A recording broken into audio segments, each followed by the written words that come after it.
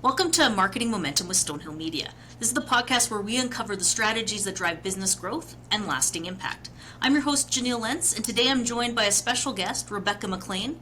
Rebecca's done many things. She's the co-founder of 𝗧𝗸𝗲𝗃 Holistic Coaching, the Healer Within Foundation, and Wise Women Rising. She is also the co-owner of Health Action, Inc.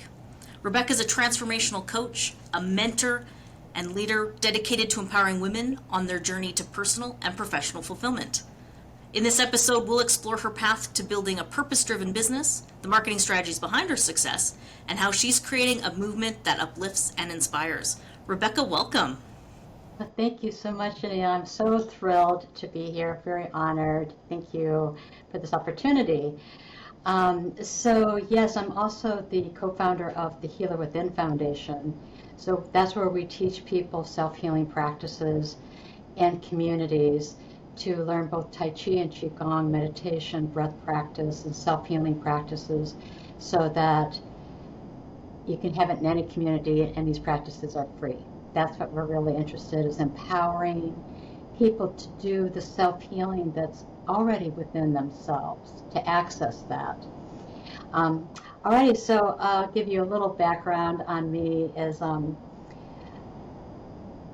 I could go on and on, so I'll just try to keep it to time. So when I was 19, I had cancer, and it was a type of cancer. It was liver cancer, and I was, athletic, I seemed healthy, but went through that journey, and there wasn't really any medication at that time. It was just kind of, you have a few weeks to live. So I just did a very alternative type thing, and I went up to the mountains in Colorado, and I just basically was fasting and praying and connecting with my inner self, and 14 months later, I was completely healed. So then I've worked in healthcare and in the health field with people really since I was like 16. I've always worked in some kind of capacity with working with people and healing. And then 10 years, and when I was 28, I met my husband, who, it looks like the recording may have, we got frozen. So it looks like we're frozen and I'm still speaking, so we'll just see what happens. Anyway, I met my husband, Dr. Roger 𝗧𝗸𝗃𝗃, and he was a doctor of Chinese medicine. And again, it looks like you're frozen. I think we need to start over. Can you let me know? Do you know that it was frozen for a while? Yeah, I totally froze there for a bit. What I'll do, I'll just circle back and then just ask you to briefly introduce yourself and a little bit of your background, and then we'll just edit that whole chunk out, and then hopefully, I don't know which side that went on, but yeah, Okay. we'll give that a go. All right. So where do I start? I'll just pop you a question.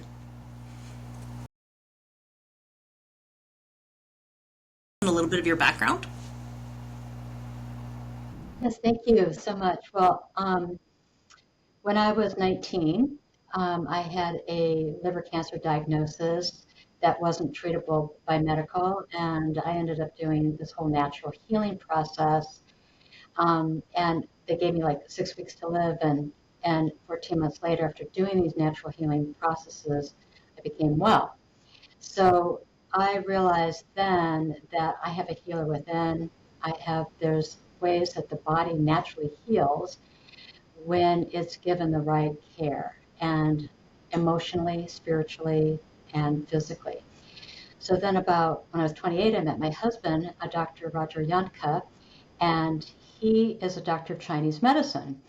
So his whole philosophy was the same thing, is that when you're working with people, that you want to help them to access their own healing, that it isn't something outside of them, that it's actually these healing resources are within them.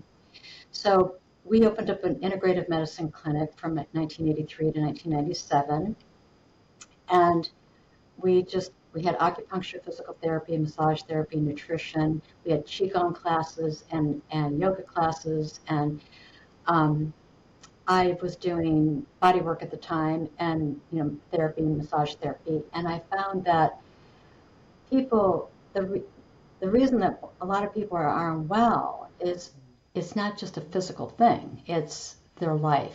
It's what their relationships are like, what they're eating. Are they connected to what I call source energy, whatever the name of that is, the name of God or of spirit or whatever, that it was everything, their environment, their play, their joy, their creativity, their spirituality, their money, their finances. All of them were impacting their health. So I ended up during my massage therapy sessions is asking a lot of questions. And then I found I was giving a lot of guidance towards self-healing practices or ways to look at their life. And then I realized it was great what we were doing, the acupuncture and the herbs but really, they really need to be looking at their own self-care and what's keeping them, what would make them well and what would keep them sick. So my husband and I developed this process called the Circle of Life coaching process, and that was in 1986, and coaching wasn't on the screen of things at that time.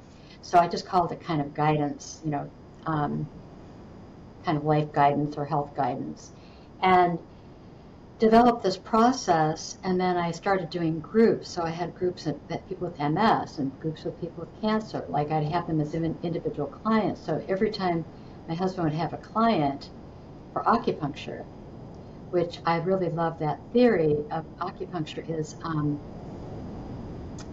to treat the spirit first, meaning what's really going on with that person. Because we are energy bodies. I really love Chinese medicine. It looks at ourselves as energy, not just this kind of dense, symptomatic, you got an organ here, you got an organ there, that we're really an energy field, and we have energy running up and down our body. And when that energy's flow is coherent and clear, we feel well. And when it's blocked or deficient, we're unwell. So we created this process, and I started working with these groups, people that had heart disease and addiction. And I found that I had the individual clients. I thought they really need to be with each other because we're really social beings and we feel alone. And there was so much wisdom and insight and support in the group. So I just ran a lot of different groups. So we developed this process where we look at your 12 areas of your life. The center of the circle is self-care, and asking the question, how satisfied are you with how you're taking care of yourself in your relationships? Are your relationships draining? Are your relationships supportive? Are your relationships balanced? Do you know how to do communication and conflict? So looking at the full spectrum, asking a lot of questions, because I believe that each person has their own inner wisdom, but sometimes they're not asking the right questions. So that's what we developed, and then we found it was so effective. I made a whole training out of it. It's this comprehensive training, and then we trained about 1,000 coaches who worked with the government and with vets and in schools and hospitals and just all of it. All these different kinds of venues. So then we had our clinic for 10 years, and then both my husband and I felt like we're really more about empowering people than treating people. And so he wrote a book called The Healer Within, and I did my Circle of Life process, and then I've just been running groups ever since then. So, and what I found is that people would really make these, like, how do you help support a person to make a change? That's really that took a long time to learn and learn how to make my own changes. I'm my most challenging client. So it's like what, the change for people is, change is a big deal. Like, even if your life, sucks in a certain area, it's really awful, doing the unknown is scarier for humans than anything else. So I really learned about how people can make a change. How do I make a change in their diet and how they're having healthy boundaries in their life? Taking the time to really prioritize their well-being. And especially, I've worked with men and women, but I especially mostly work with women, and how they override themselves and they put themselves on the bottom of the list. And it's very cultural for women, and it's been programmed for women to always take care of other people first, and then their health care goes down, and then they either get burnt out or sick or something. I call it the whisper, the yell, or the 2x4. You get a message, and sometimes we don't pay attention until we get a 2x4. We have like a chronic illness or something severe or an injury or our relationship breaks down or whatever, something goes, wait a minute, we need to like reassess everything because this is like we're on a downward spiral here. And so, and then I found that really helping people to break things down into really small, doable steps, it was really key because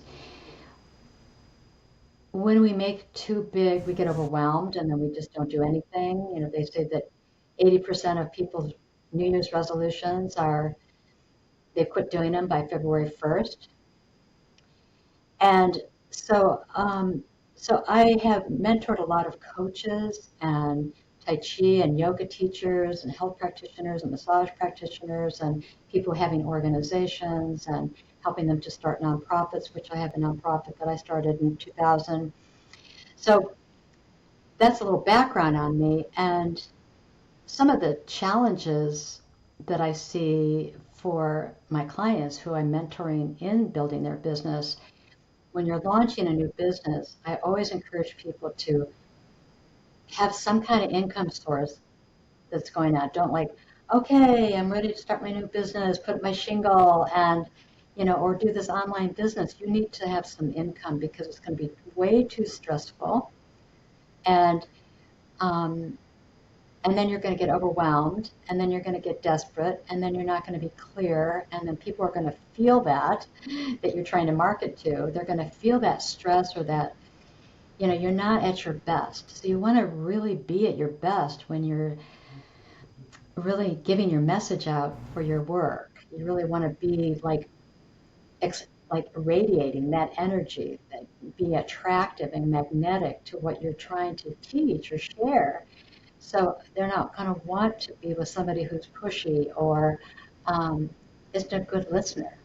So I always encourage people to have some income, to know that, I've started many different businesses. I've had an integrative clinic, I've had my coaching practice, I've had my training practice, a nonprofit. And then I'm on my next thing is Wise Women Rising, which I've been working with for the last couple of years. And the good news in the health and fitness wellness is that there's so much more interest in that. It's just really taking off. They say that the two top industries are technology and the second is personal growth, which includes any kind of health and wellness. So the good news, the Tai Chi symbol, there's like yin and yang, dark and light, so they're both happening at the same time. The good news is there's so much more interest, and people are really waking up to the fact that just getting a pill or a surgery doesn't always work, and there's side effects, and there's, we had a lot of people come to our clinic who had surgeries that didn't go well, or didn't really change what they wanted, or they're on medication that's really wrecking their health. So we always say, whether you do Western medicine or not, you always want to have the self-care part. You want to really be resourcing and activating your own healing process. So with me, how I started both my massage practice and my coaching practice is I just gave a free session to everyone that I knew. It's like my kids' teachers. And, so I gave a massage, and then I did coaching session for each of my teachers. And then that led into, they talked to I said, I'd love to do a program for teachers, right? So then these teachers, like that I was doing these free sessions, spoke to the principal, and then he got a grant for me to teach teachers. So then I had this whole teaching thing. Then I did this with all these teachers in elementary school with stress management, and did my circle of life coaching with them. And then that led to me doing some programs for kids. So it's like how I've always done my work is to look at whoever I know. It's like the dentist, clerk, assistant, or just everyone I know, just giving them an experience of what I do.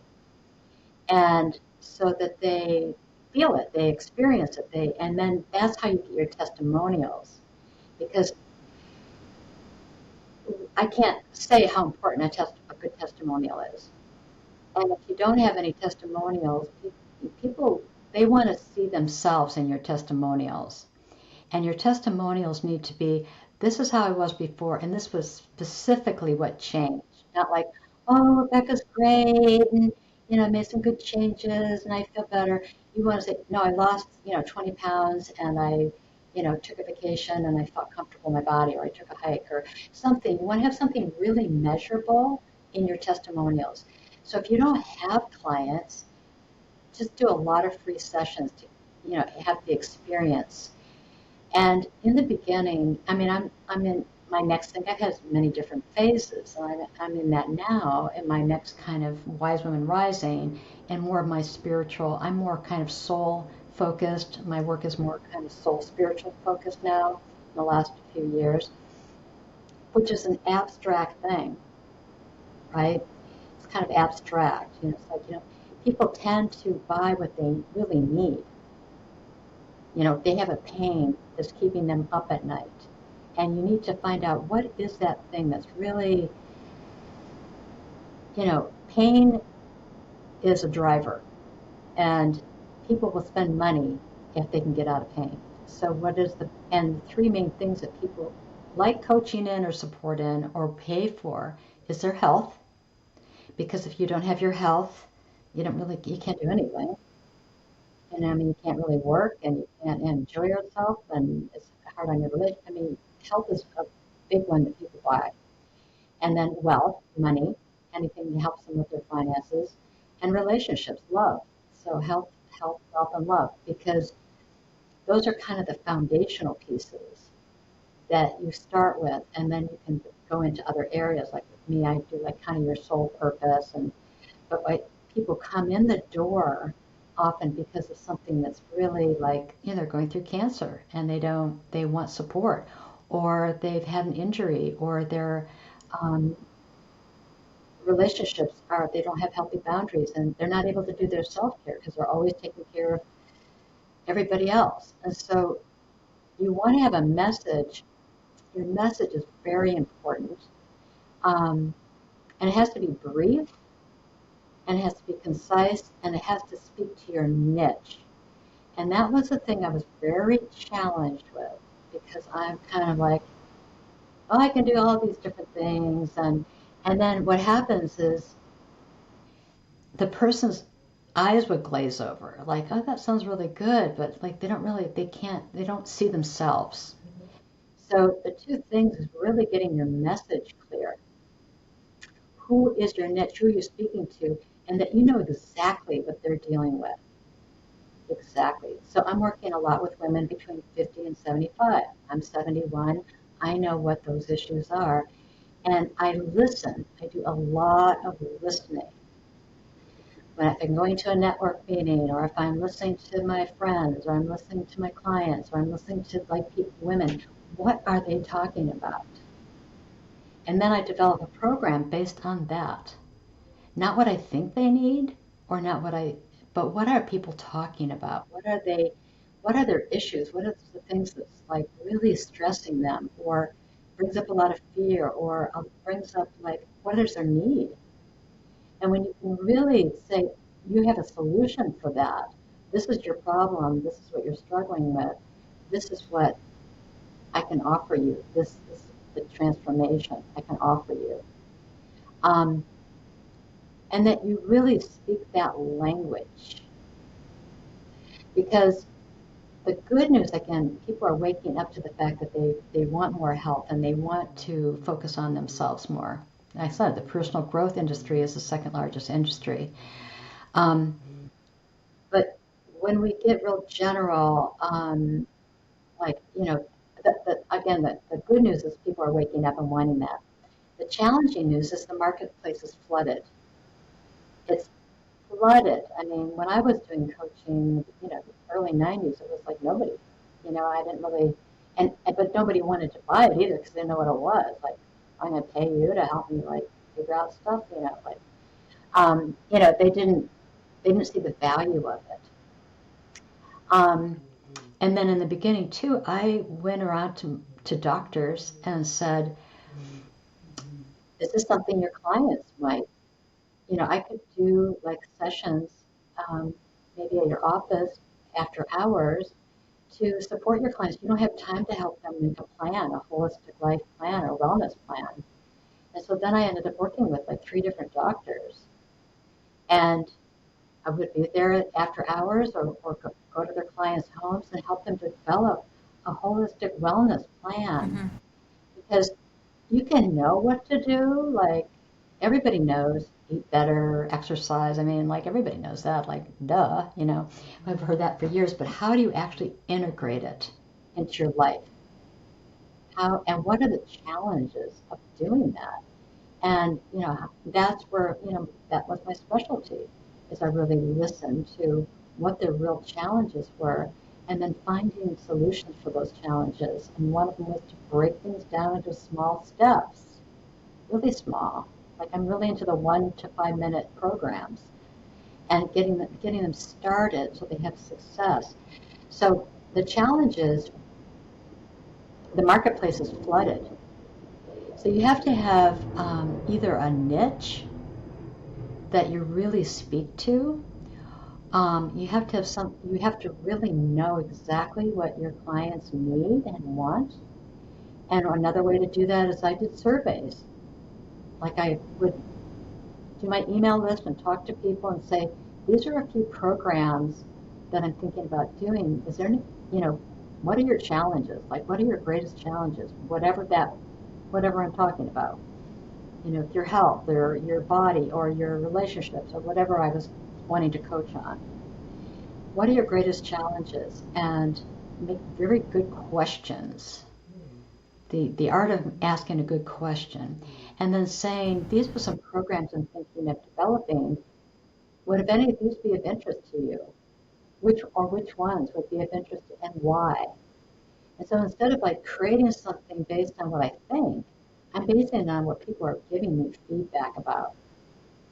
And again, I listen a lot and I take notes. Like, what is the language and what are people saying when they're talking about their challenges? And what are the things what are the blocks and what are the patterns that people are experiencing?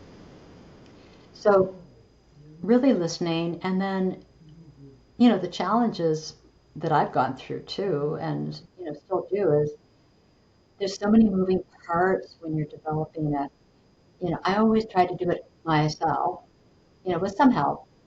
My husband, we're both self-employed.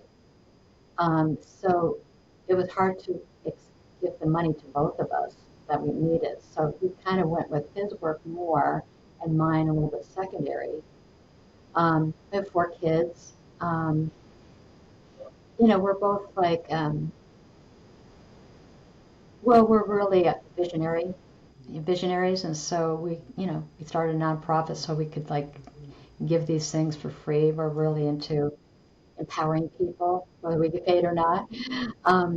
So some of the challenges were to really speak that language, get specific, to know that you're going to have to invest money. And you need to have that money. You have to invest money. It doesn't, doing it yourself, I've done it myself, and it's slow. And when I get stuck, I don't have, it's like I don't, then it's like hiring a person for this and hiring a person for that. It's like what I love about your business. You know, I'm 71, so I wasn't raised in the digital age. I've gotten into it now.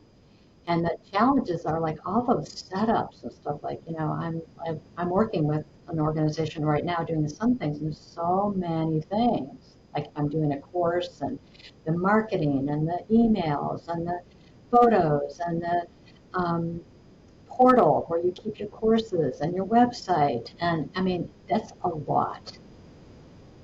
And so I am doing it differently now, and I'm kind of doing some parts with this organization. And I have a personal assistant, very part-time, but you need to know you're going to have to invest, and you need to know it's going to take time. It's going to take time, and you have to know that, because I know I've given up a couple times in my work and business. I've just gone, forget it, this is not working.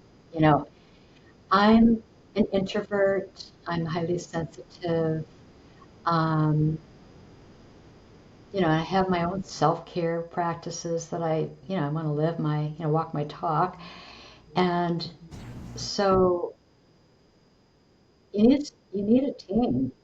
But just saying, okay, I'm ready to do this, I think there's some background work you need to get really prepared for. Like, really, who is my niche? And I'm one of those people that got kind of caught up in I have a lot, I'm creative, so I have a lot of different things that I do. I've taught intuition courses and, a lot of different things. And if you get too scattered, nobody knows what you do. Or if you get too broad or general, it's, you really want to get a few more specific things in your messaging. And then being visible. You've got to be visible. You have to be visible. You have to give free webinars. People, the trust factor. You have to have people get to know you. And that's what I've done is a lot more. I do a lot of free workshops. For me, I do it around solstice and equinox and full moon, because I'm, kind of into the kind of sacred moon cycle, wise women process. So you give a free workshop, people get to know you, they get value, and then you have your offer, for your group, for your individual coaching or individual sessions. People need to meet you, they need to see you a lot. Because people aren't spending their money. They don't give away money very easily. And there's a lot of different offerings. We're bombarded. Like I'm bombarded in my emails with all these different offers, and I'm interested in a lot of them. So you need to, but there's millions and billions of people on the planet, and there's people from all over the world, and there's people in your local area, and doing something local. When I was local, we gave free workshops at our office. Self-healing practice. So give something of value. But don't give everything, because they need to come. If you give everything, then they go, I already got what I needed. So you just give enough to know that this person's got some things of value that I want. And then making a really, something I never did was like, I was shy about making, I had like money issues. And,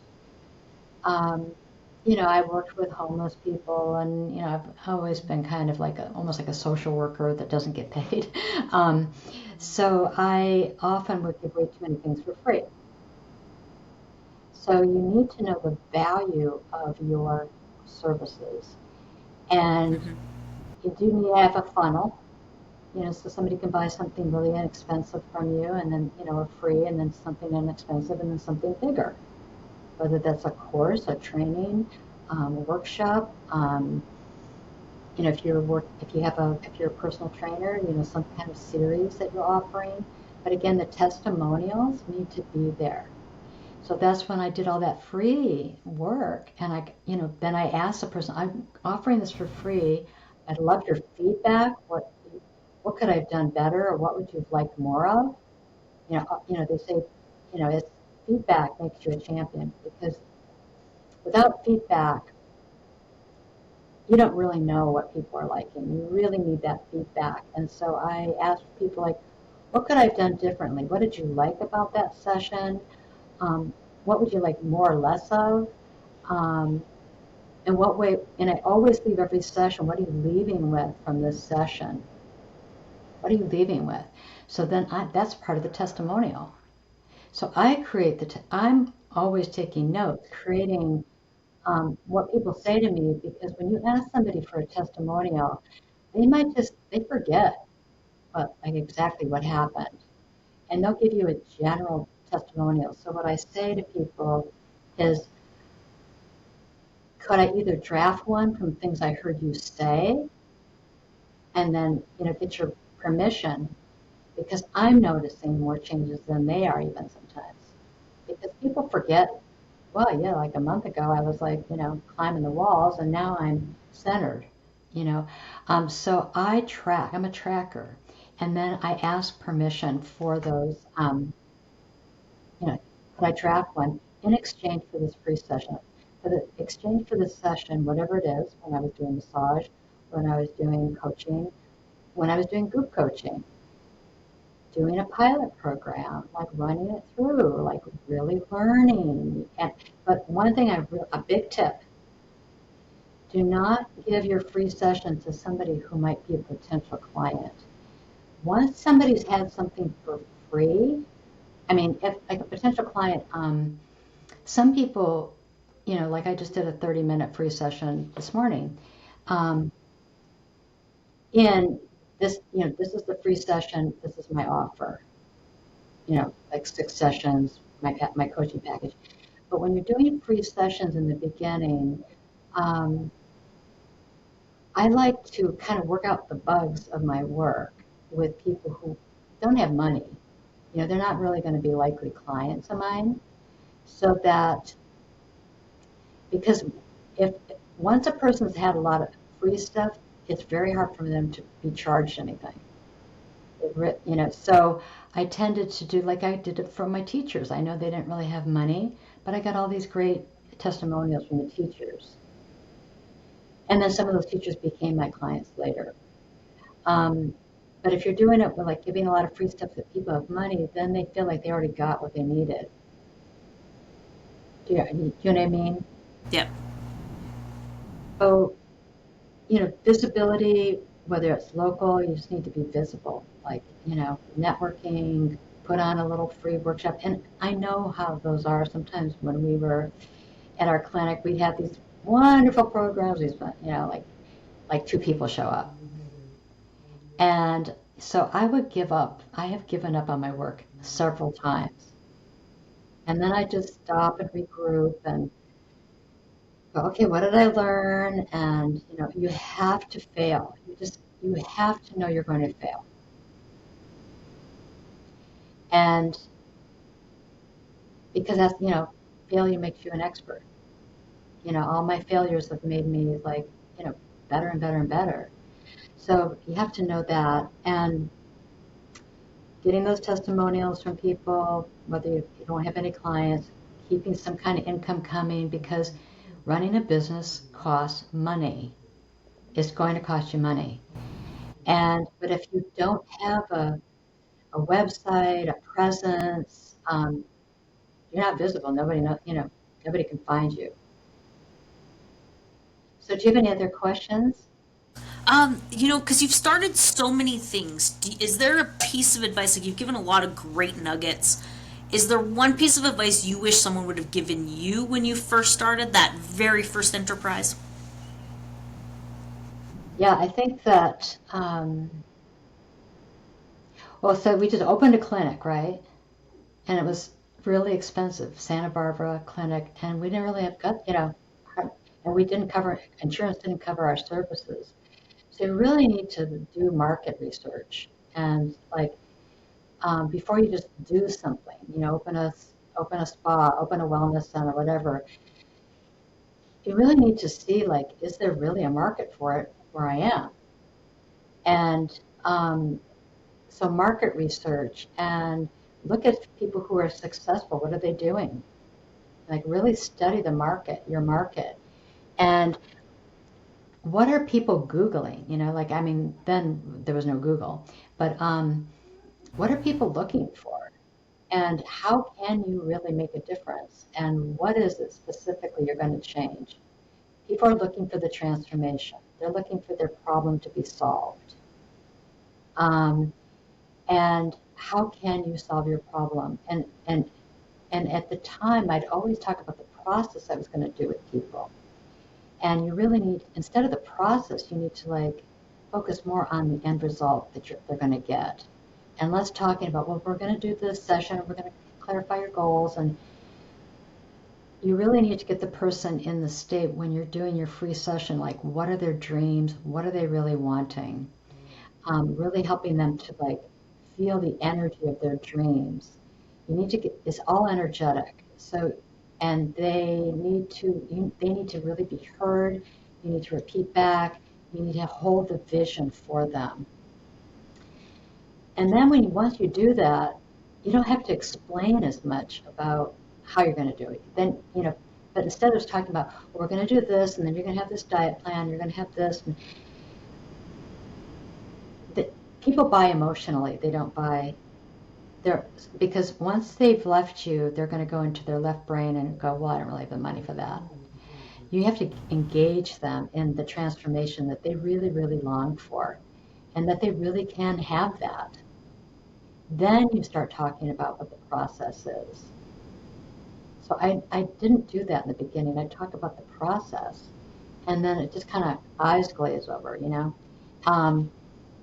And I wish I had like a team like you to like walk me through it. I mean, again, we weren't in the digital time when I was starting, but you need savvy people that know what they're doing and know all the steps and can do that, so you can actually do more of your work instead of like, I spend a lot of time like, okay, get this, set up and this set up, and it's like, it's exhausting, and then I, lose my energy.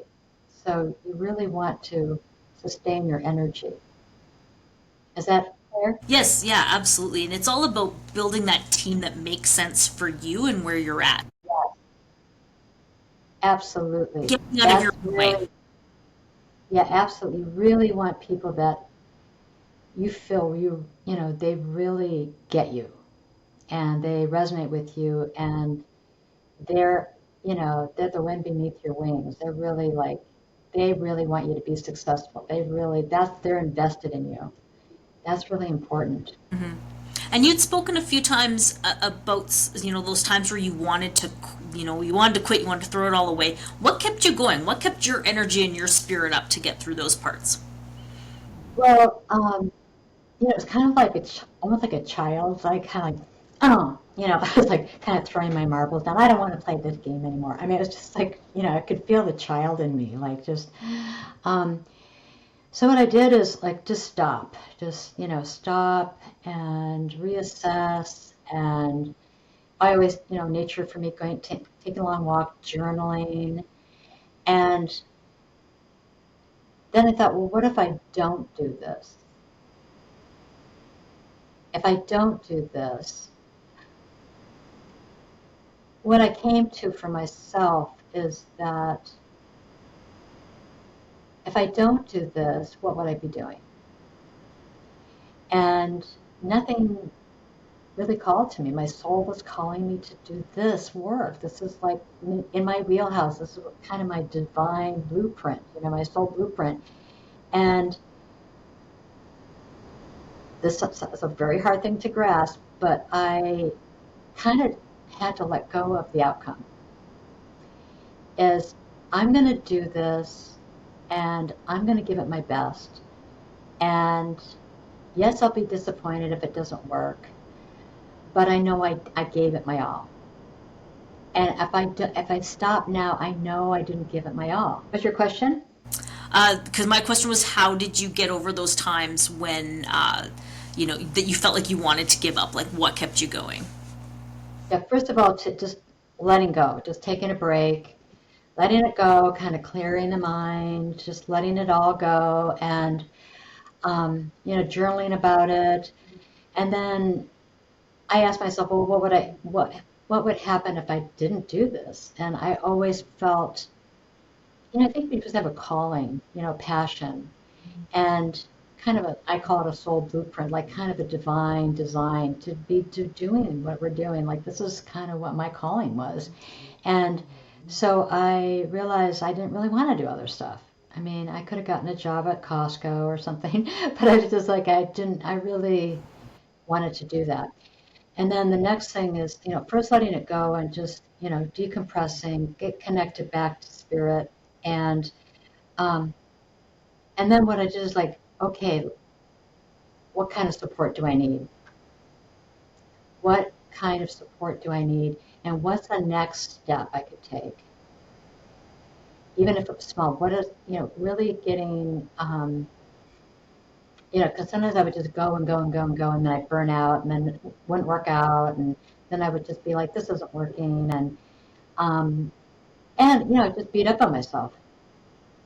And so that was another thing too, is just go give myself a lot of compassion. This is hard.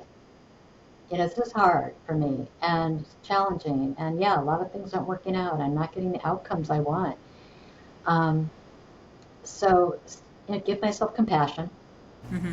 Take a few deep breaths, go let it go for a while, a couple days, and then come back after I've journaled and slept on it and dreamed on it and said, okay, what's next? And then begin again, maybe starting with some new strategies and breaking it down into small steps and just being very consistent. That's fantastic. So you've done a bunch of things. You've done so many things. What's next for Rebecca? Well, I really want to, I want to make some continuing education programs for coaches, which I've done before. And I'm really into my Wise Women Rising group. My work is really soul, kind of soul sovereignty and awakening, spiritual awakening. And I'm very practical. So expanding our consciousness, waking up, same time we're living in a body and we have, a life and, bills and kids and loved ones. And but mine is really like tapping into women who I know who are teachers, leaders,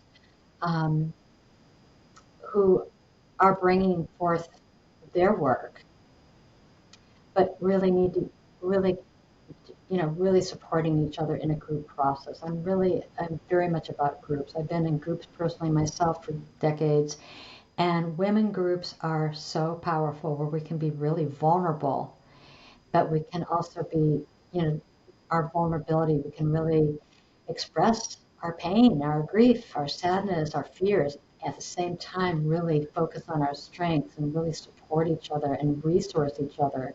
So I love women's group, and I love tapping into that power of our soul and really moving in our life from that deeper place in ourselves, that deeper knowing and our intuition, rather than the conditioning that we've had as women, as cultural from our parents. So that's what's next for me. So getting that bigger, expanding that.